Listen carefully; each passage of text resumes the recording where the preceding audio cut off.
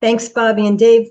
Great to be here. And I'm excited to talk about this new cohort of the 2026 MSP 501 winners.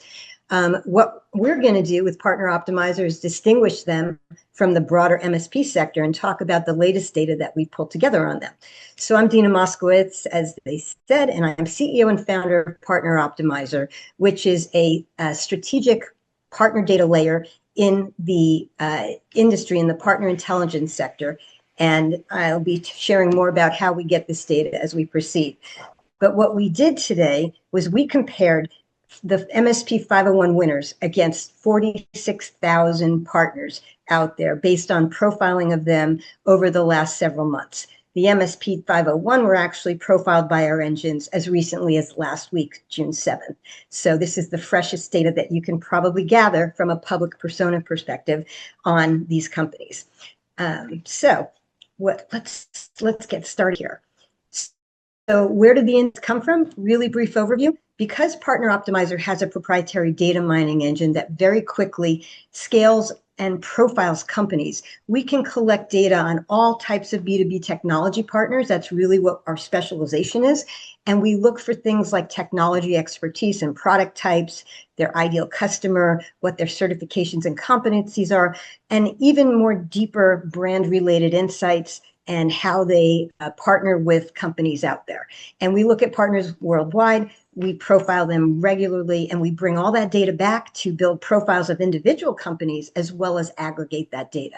So that's why we love partnering with the MSP 501, because the data is so interesting to look at the winners compared to the sector. So the way we do it is by profiling websites. And we don't just look at how many pages, but we look at how many attributes and how much they're talking about each business attribute, as you'll see going forward. But in terms of websites alone, one of the very first insights that we can point out is that when you look at those 2026 501 companies, that more than 82% of them have websites with more than 50 web pages. And that's telling you that they're paying attention to their web presence, the quality of what they communicate to the world about who they are, and that they're adding fresher partner data, fresher information about themselves and keeping up to date.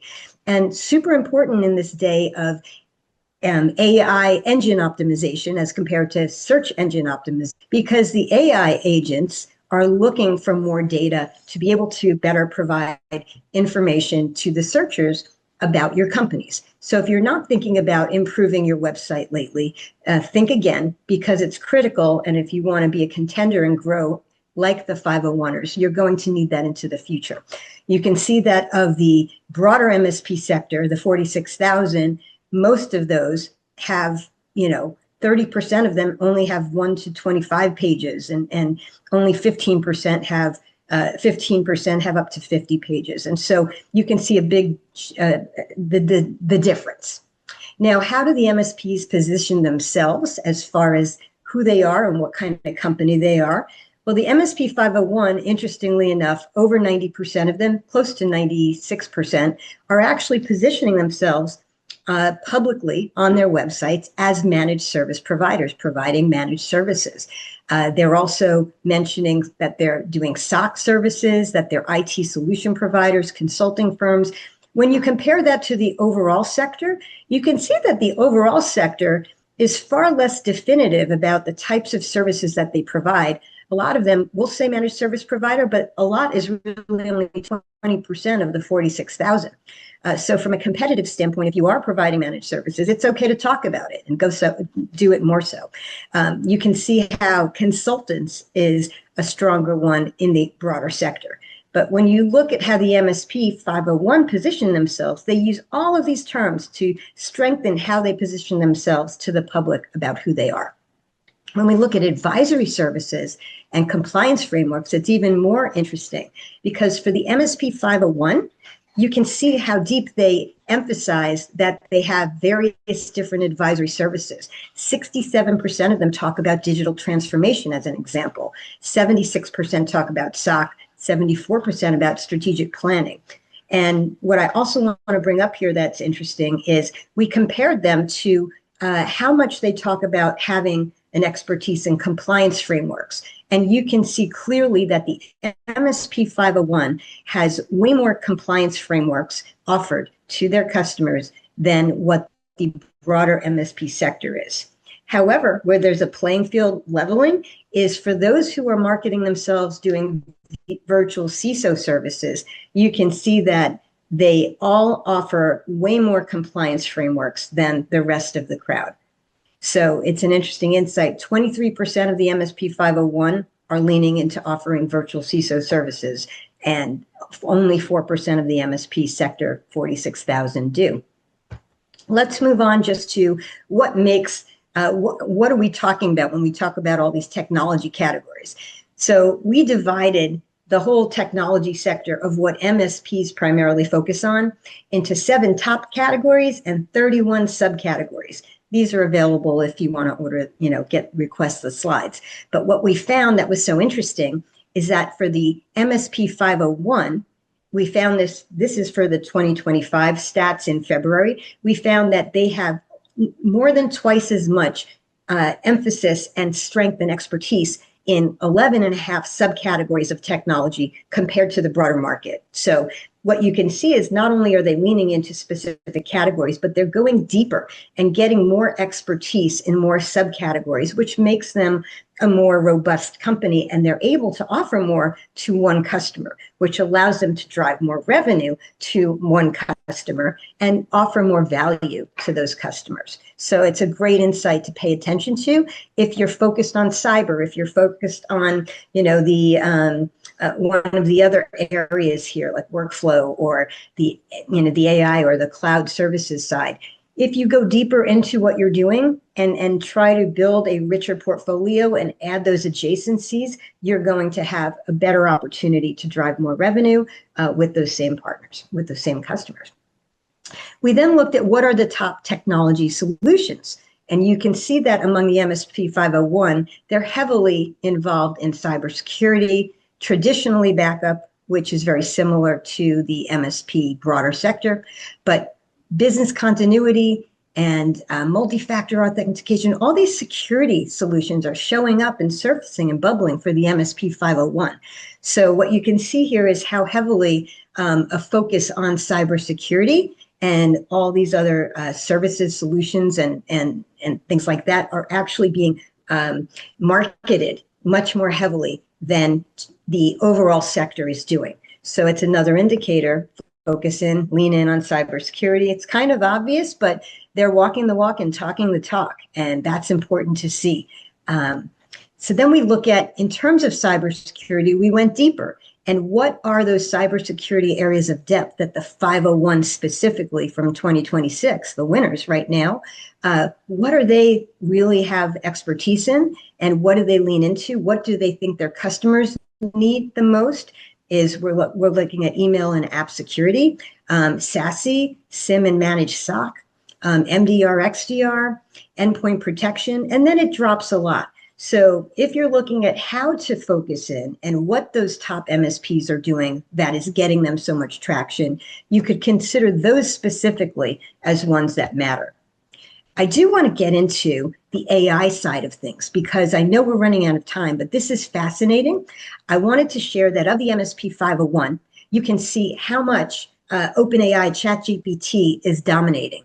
It's 26% of the overall sector of the MSP 501 is leaning into OpenAI and 28% leaning into Microsoft Copilot.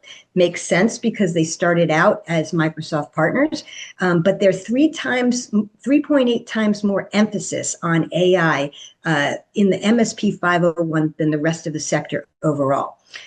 We consider 5.3, that there are, 42% of the MSP 501 would be considered frontier partners in today's market in the way that that's being talked about by the industry analysts. So this is really interesting insight. You can see that Claude has a very small amount of traction when it comes to the partners talking about their expertise in it. But when you look at the upcoming slides here, you can see which ones really have capabilities in AI. So on the left side, you can see that the MSP 501 is really leaning in again to OpenAI, Microsoft. Those top two brands are killing it in comparison, but still only 25 to 28% are really branding around those capabilities.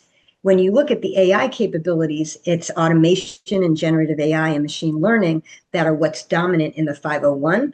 But even there, it's not huge market penetration yet to where they're very confident to say we're experts in AI and AI processes and bringing this to you.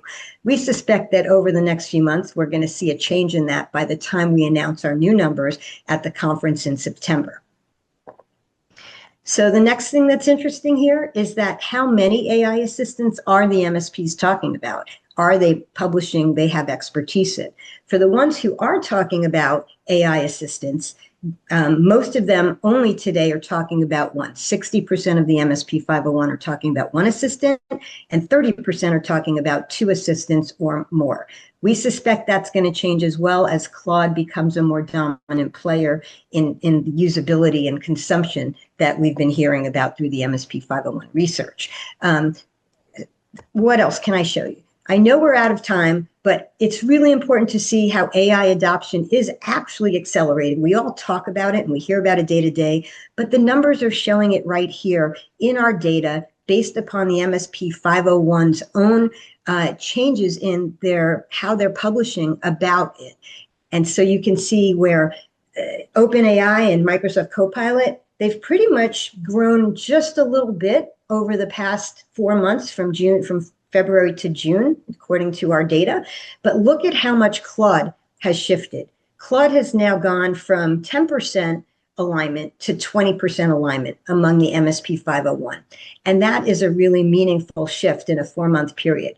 And it also shows you how, how publishing that data really does give us insight about what's going on in the market in a leading, in a predictive manner, as well as a current manner of what's going on. So really interesting for those of you paying attention to how AI should fit into your practice and how you should offer it within your practice. Don't forget to keep your websites up to date, but don't forget to get deeper into the expertise of AI and the tools that are providing it, and talk about how your expertise enables you to service your customers and give them confidence that you can help them.